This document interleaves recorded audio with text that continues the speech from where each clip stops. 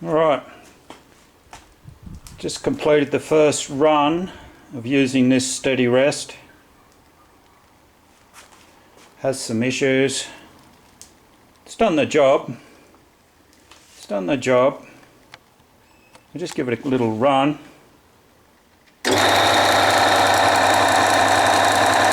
like that.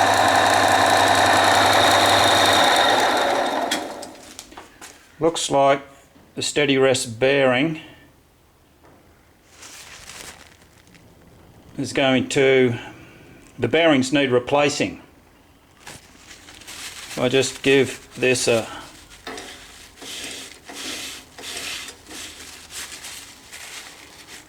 it's not too bad.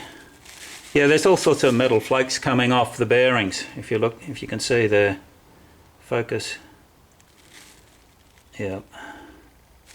Yeah, 3 little bearings need replacing.